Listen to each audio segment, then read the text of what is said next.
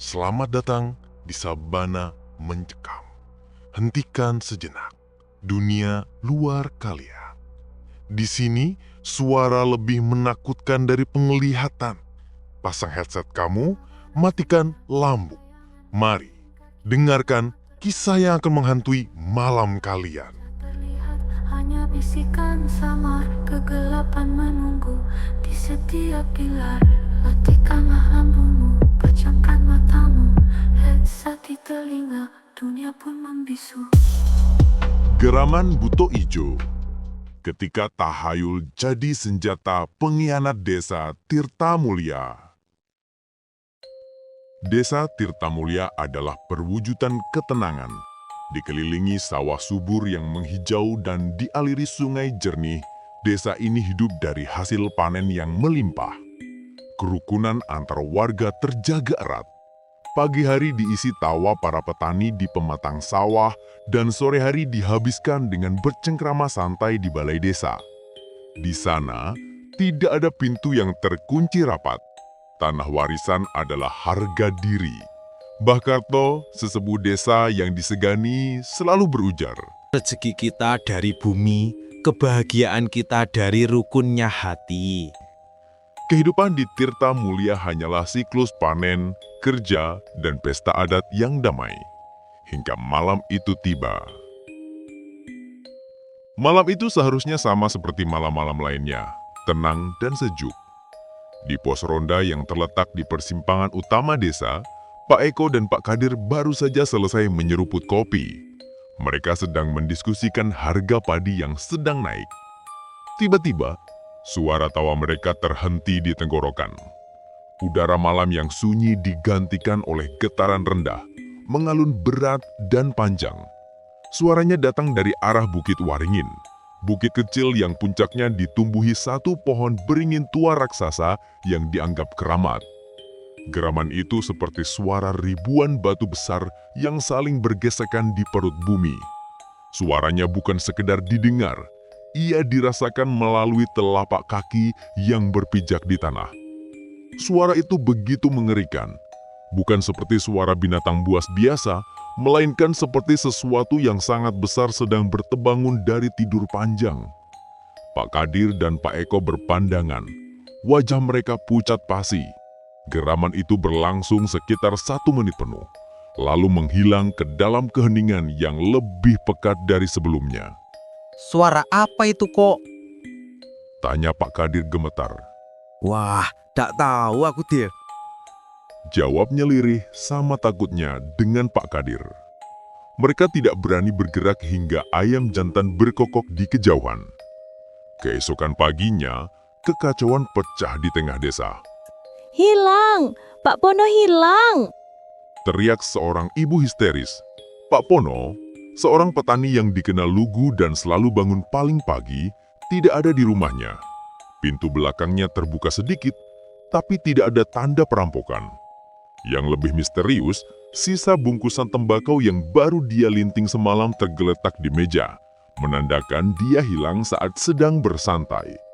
Kehilangan pertamanya ini mengguncangkan fondasi kerukunan Tirtamulya. Malam kedua, geraman itu datang lagi dan kali ini korbannya adalah Bu Darmi. Ketakutan kini menjadi komoditas utama di desa. Di pos ronda, Pak Eko, Pak Kadir, dan beberapa warga lain, termasuk Mbah Karto, berkumpul.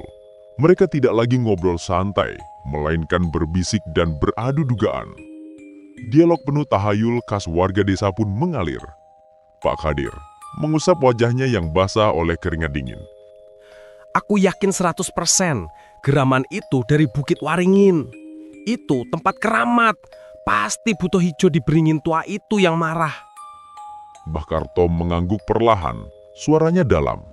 Dulu kakekku pernah cerita, kalau beringin itu diganggu, butonya akan bangun dan minta tumbal. Lihatlah, dia mengambilnya saat kita semua sedang tidur lelap. Pak Eko gemetar, memeluk cangkir kopi panas. Atau bagaimana kalau ini raksasa tersasar, Mbah? Dari gunung jauh turun ke desa kita karena lapar. Mereka bilang raksasa itu kalau geram, tanah bisa bergetar. Pak Jali, seorang petani tua angkat bicara. Raksasa atau buto sama saja. Intinya ini bukan urusan manusia. Kita harus segera buat sesajen, Mbah, sebelum dia mengambil yang lain. Jaka, pemuda yang baru kembali dari kota dan duduk di sudut, hanya bisa mendengarkan perbincangan yang didominasi tahayul itu dengan tatapan cemas. Ia mencoba berpendapat. Maaf Mbah, bapak-bapak, tapi logikanya kalau itu buto atau raksasa, kenapa tidak ada jejak kaki di lumpur? Kenapa korbannya bersih, tanpa darah? Mbah Karto menatap Jaka dengan tatapan tajam. Nah Jaka, kamu terlalu banyak makan ilmu kota. Makhluk halus tidak meninggalkan jejak. Mereka mengambil nyawa atau jasad seseorang bahkan tanpa menyentuhnya sekalipun. Perdebatan tentang tahayul versus logika modern itu berakhir tanpa solusi. Tapi satu hal yang pasti, mereka semua takut. Malam itu, semua warga tidur dengan perasaan cemas. Malam ketiga datang. Setelah 2 korban hilang, ketakutan telah berubah menjadi keputusasaan yang sunyi. Para petani yang tersisa kini hanya menjaga rumah mereka dengan pasrah. Tepat pukul 8 malam, geraman itu datang lagi. Geraman itu terasa lebih dekat dan lebih lama dari sebelumnya, seolah makhluk raksasa itu sedang berkeliaran mengelilingi desa. Beberapa warga yang mengintip dari jendela bersumpah melihat bayangan hitam yang sangat besar bergerak cepat di balik pepohonan di kejauhan. Keesokan paginya, kekacauan kembali memuncak.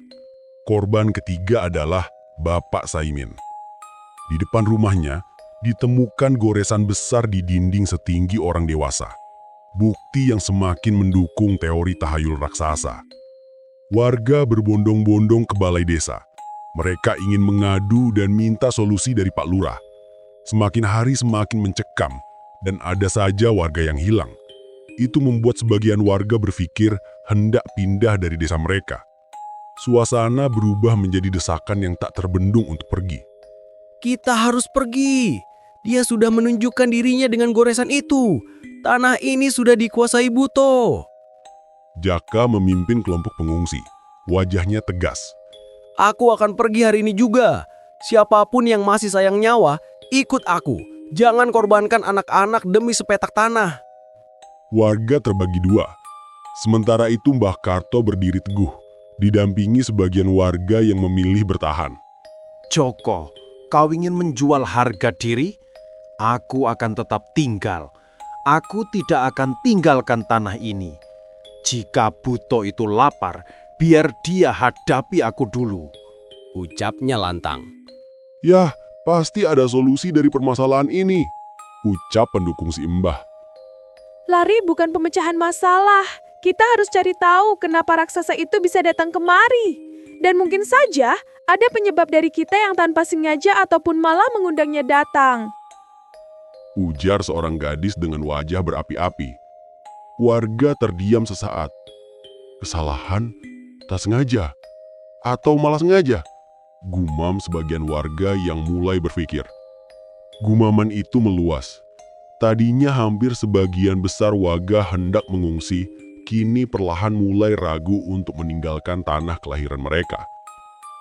Tepat di tengah desakan massal untuk melarikan diri atau bertahan, sebuah mobil hitam mewah asing memasuki desa. Mobil itu berhenti di depan kerumunan yang panik. Dari mobil itu, turunlah seorang pria berjas, Tuan Baskoro. Ia berjalan perlahan ke arah kerumunan, membawa aura ketenangan di tengah hiruk-pikuk. Tuan Baskoro berbicara dengan nada simpatik. Selamat siang, bapak-bapak, ibu-ibu. Saya Baskoro. Saya telah mendengar kabar duka desa ini. Saya tahu betapa sulitnya hidup dalam ketakutan. Ia membiarkan kata-katanya meresap. Lalu Pak Lurah Soma, yang tadinya tidak terlihat, muncul dari kantor desa menghampiri Baskoro dengan wajah yang tampak lega. Pak Lurah Soma mewakili Baskoro. Warga sekalian, Bapak Baskoro ini adalah orang baik dari kota yang peduli. Beliau menawarkan bantuan yang sangat besar.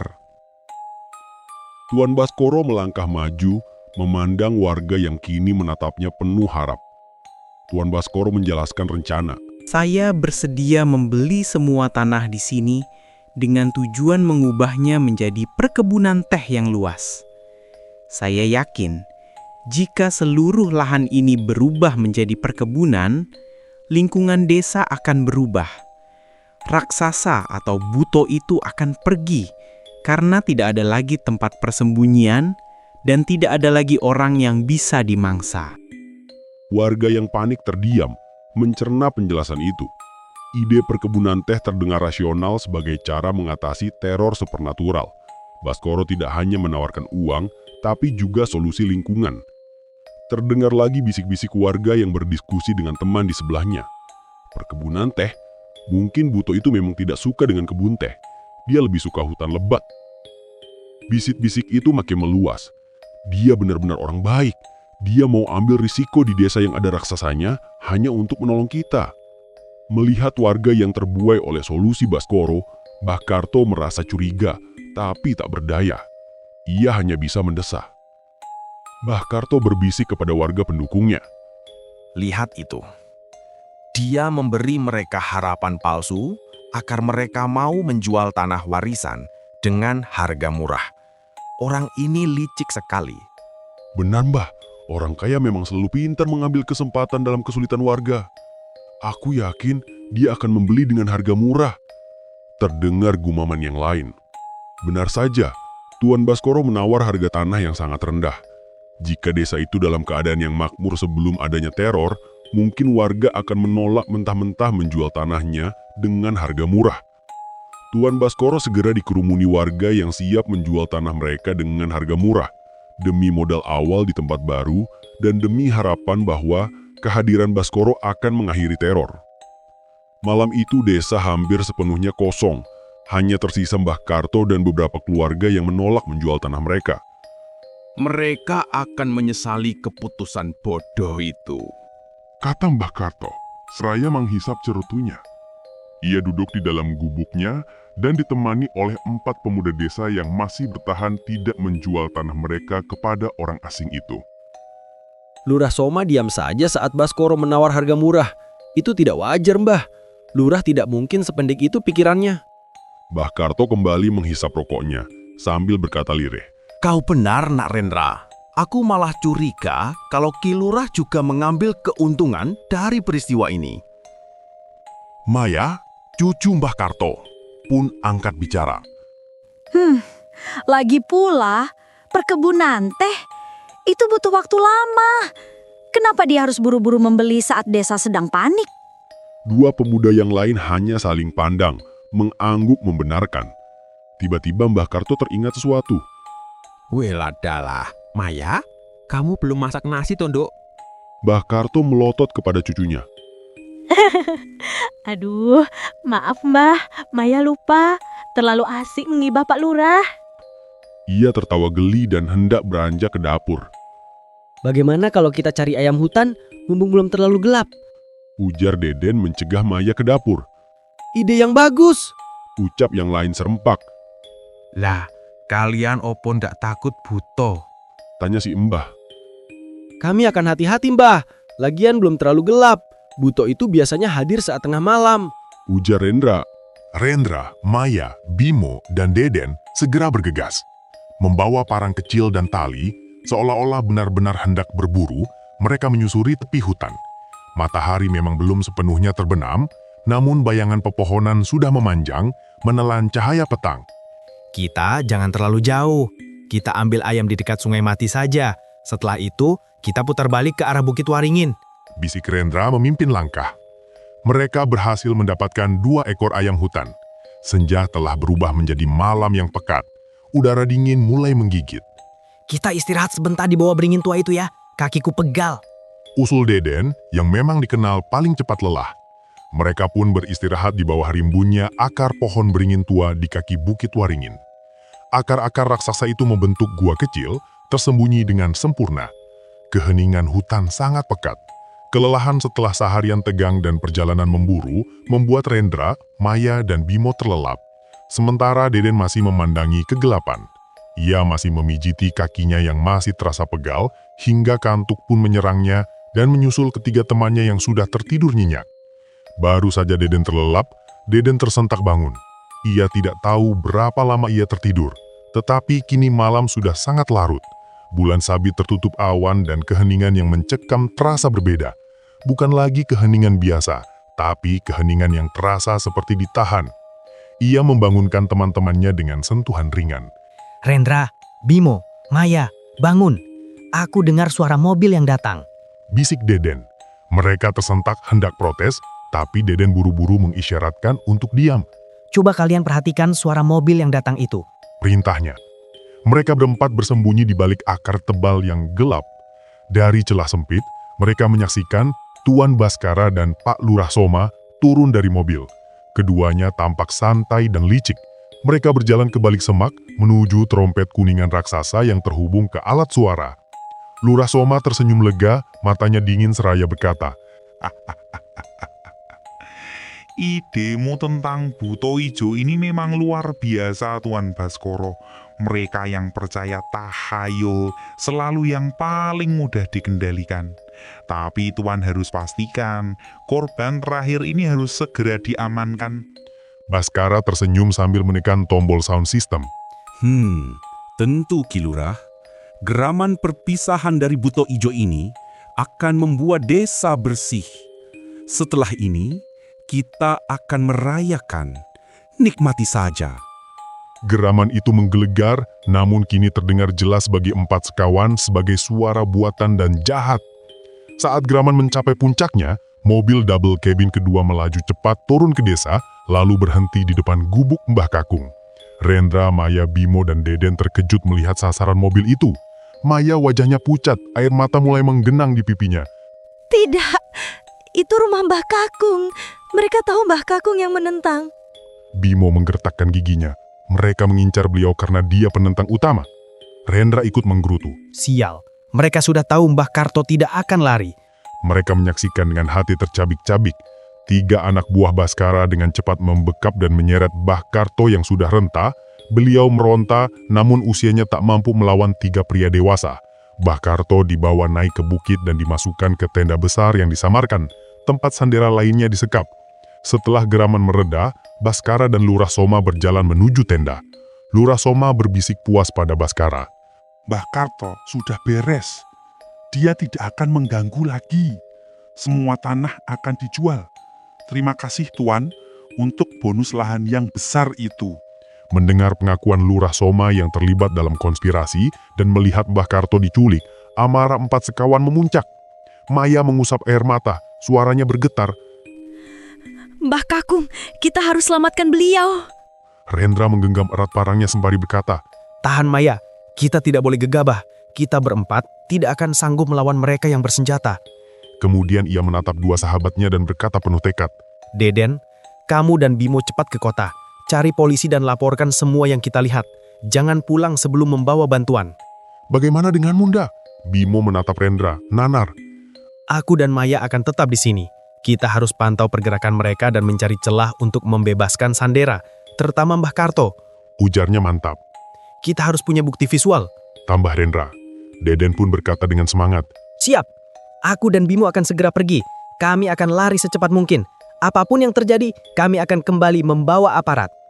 Maya, meskipun hatinya hancur melihat kakeknya diculik, mengangguk.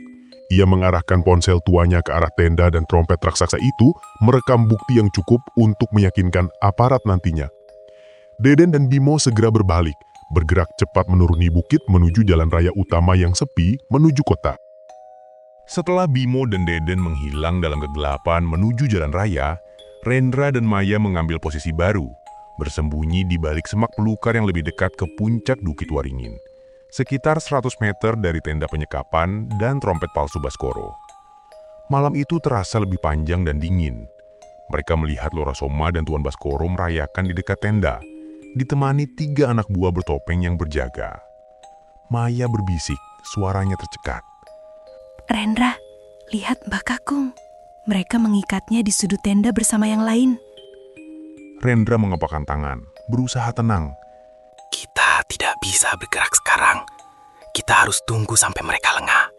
Ingat, tujuan kita bukan bertarung, tapi mengumpulkan bukti dan memastikan Sandra aman sampai bantuan datang. Rendra menggunakan ponsel Maya untuk merekam video singkat, tenda penyekapan, mobil double cabin yang digunakan untuk menculik, dan kilatan trompet kuningan raksasa di bawah sinar bulan. Bukti ini sangat penting. Mereka harus bertahan dalam dingin dan rasa lapar. Rendra mencatat jadwal pergantian penjaga, dan Maya menghitung jumlah sandara yang mereka yakini ada di dalam tenda, termasuk Pak Pono, Bu Darmi, Pak Saimin, dan sekarang Mbah Karto. Sementara Rendra dan Maya berjuang melawan rasa takut di Bukit Waringin, Bimo dan Deden berlari secepat mungkin. Mereka harus menempuh puluhan kilometer di jalan yang gelap dan sepi untuk mencapai kota terdekat. "Den, kamu yakin kita bisa meyakinkan polisi?" tanya Bimo sambil terengah-engah. Mereka pasti akan menertawakan cerita raksasa palsu dan trompet raksasa. Deden meskipun penakut, kini menunjukkan tekadnya. Kita punya bukti dari Maya. Dan yang lebih penting, kita datang dari desa yang benar-benar hancur. Polisi pasti akan menyelidiki. Kita harus bicara dengan siapapun yang mau mendengarkan. Setelah perjalanan yang melelahkan, mereka akhirnya mencapai pos polisi di pinggiran kota saat subuh. Mereka berdua datang dengan penampilan kotor, kelelahan, dan membawa 2 ayam hutan. Mereka langsung menghadap Kapolsek setempat. Awalnya Kapolsek tidak percaya. Kapolsek sambil menggelengkan kepala, menanggapi mereka dengan senyum meragukan. Nah, kalian pasti capek. Jangan membuat cerita aneh. Raksasa dari trompet, itu konyol. Bimo maju ke depan, matanya memancarkan kejujuran. "Pak, tolong, kepala desa kami terlibat. Lurah Soma bekerja sama dengan pengusaha kota, Tuan Baskoro, untuk menakut-nakuti warga agar menjual tanah murah untuk perkebunan teh. Mereka menculik warga kami dan menyekap Mbah Karto, sesepuh kami." Deden dengan cepat mengeluarkan ponselnya dan menunjukkan video rekaman yang dikirimkan oleh Maya. Ini Pak, rekaman trompet itu dan tenda tempat mereka menyekap para sandera. Mereka tidak membunuh Pak, mereka hanya menunggu desa kami kosong.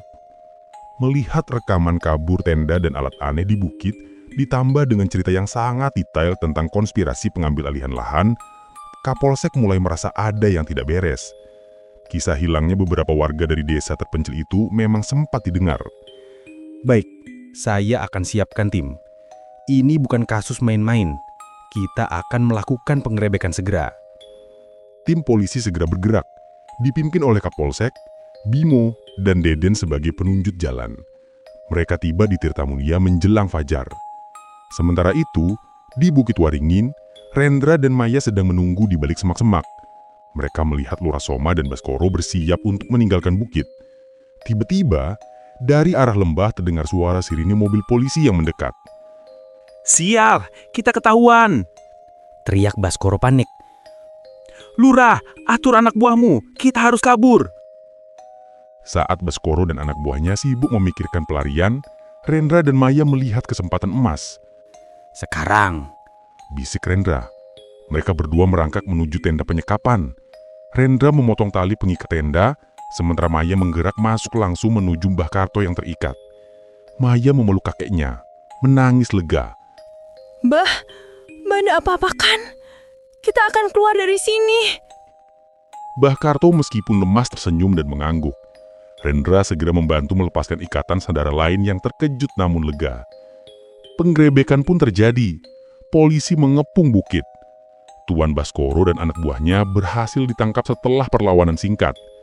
Pak Lurah Soma mencoba melarikan diri ke dalam hutan, namun dengan sigap dikejar oleh Kapolsek.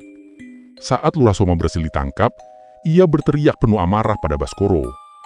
Lurah Soma berteriak di depan polisi. "Baskoro asu! Katanya ndak bakal keciduk. Jancuk!" Rendra, Maya, dan Mbah Karto yang menyaksikan hanya bisa terdiam. Pengkhianatan Lurah Soma yang terang-terangan terungkap di depan semua orang. Ternyata, ia adalah otak di balik teror yang selama ini menghancurkan desanya sendiri. Semua demi keuntungan lahan gratis dari Tuan Baskoro. Tuan Baskoro, Lurah Soma dan anak buahnya dibawa ke kantor polisi. Para sandara termasuk Mbah Karto dibebaskan dan disambut haru oleh sisa warga yang bertahan. Desa Tirtamulya perlahan pulih. Warga yang mengungsi kembali setelah mendengar kebenaran. Mereka yang sempat menjual tanahnya kepada Baskoro mendapatkan kembali hak mereka karena transaksi tersebut dinyatakan tidak sah. 4 sekawan Rendra, Maya, Bimo dan Deden dihormati sebagai pahlawan sejati yang memilih akal sehat dan keberanian di tengah histeria tahayul. Mbah Karto dan warga desa menyadari bahwa ancaman terbesar mereka bukanlah monster gaib, melainkan keserakahan dan pengkhianatan dari orang terdekat. Di sabana senja, bayangan melingkar, kisah lama terbangun, takkan pudar tiada wajah terlihat, hanya bisikan samar, kegelapan menunggu di setiap pilar. Matikanlah lampumu, pejamkan matamu, headset di telinga, dunia pun membisu.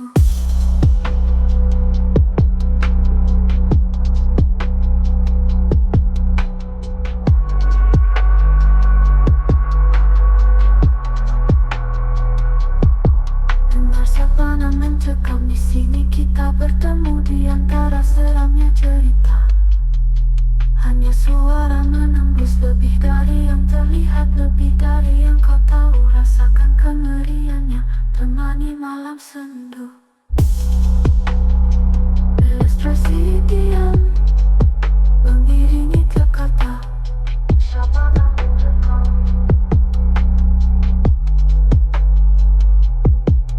Dan jangan pernah lupa, suara ini menghantui.